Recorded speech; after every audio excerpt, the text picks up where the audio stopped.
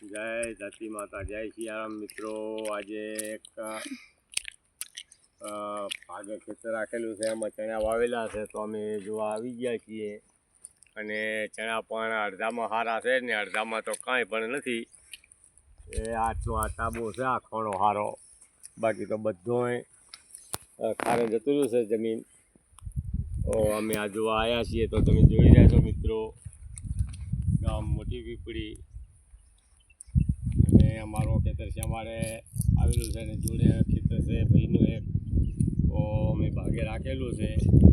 તો આ ખેતરે અમે આંટો મારવા આવ્યા હતા, તો આ ચણા જોવા આવ્યા છીએ। તો ચણામાં તો આમ તે સારા છે, અને બાકી તો અડધો ઉપર તો જતું રહ્યું છે ખારે, હજુ હાલ ચડ્યા છે અને પોપટા બેહી રહ્યા છે।